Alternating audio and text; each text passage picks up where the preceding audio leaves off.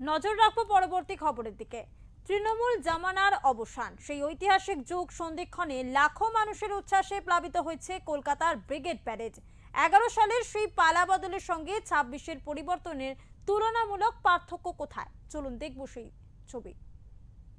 এখন আমরা এই মুহূর্তে দাঁড়িয়ে আছি ঠিক ফোর্টোলিয়ান, একদিকে পার্ক স্ট্রিট, আর ঠিক যেখানে দাঁড়িয়ে আছি তার অপোজিটে রাজা রামমোহন রায় সেই পুরাতন দিনের স্ট্যাচু, এবং দাঁড়িয়ে আছে আমার সঙ্গে আমার ওঙ্কার বাংলা চিফ এডিটর।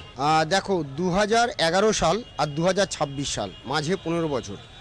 আমাদের বোধহয় একটা সৌভাগ্য, এই রাজ্যের আমরা দুটো পরিবর্তন দেখলাম।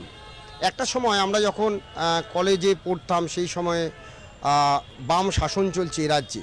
তারপরে আমাদের চাকরি জীবন, তারপরে আমরা ভেবেছিলাম হয়তো যে চাকরি জীবনে মধ্য গগনে, তখন আমরা তো মিডিয়াতে থেকে তখন ভাবছিলাম যে হয়তো আর হবে না। 2001, 2006, হয় এভার নয় নেভার 2001-এ বলে হয়েছিল, তারপর 2006, সেবারেও হলো না। তারপরে কিন্তু 235টা আসন নিয়ে এলো বাম সরকার 2006 সালে, মনে আছে। তারপরেই 35টা আসন ছিল তৃণমূল কংগ্রেসের। সেই জায়গা থেকে কামব্যাক হলো 2011 সালে। 2006 সালে ঘটল, 2006-এর ক্ষমতায় আসার পরপরই এ রাজ্যের শিল্প ঘটাতে, মানে শিল্প আনতে, যে উন্নততর বামফ্রন্ট, কৃষি এবং শিল্প একসঙ্গে চলবে, এই ছিল বামফ্রন্টের নীতি। এবং শিল্প কৃষির উপর ভিত্তি করে সিঙ্গুরের জমি নেওয়া হলো, আর সেই জমি আন্দোলন মমতা বন্দ্যোপাধ্যায়ের পালে হাওয়া দিল। সেই 2006 সাল থেকে তারপরে 2007-এ আবার আমরা যদি দেখি নন্দীগ্রাম পর্ব, এই সিঙ্গুর নন্দীগ্রাম পর্ব পুরো হাওয়া বদলে দিল। বুদ্ধদেব ভট্টাচার্য বললেন শিল্প হবেই, আমরা 235, ওরা 35।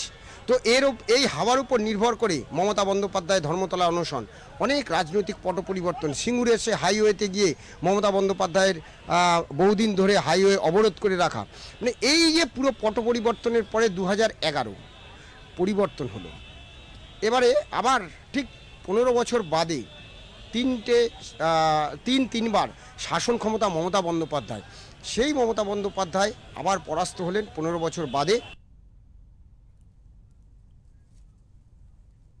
পুরো সাক্ষাৎকার দেখতে চোখ রাখুন ওঙ্কার বাংলায়, আজ রাত ঠিক 8টায়।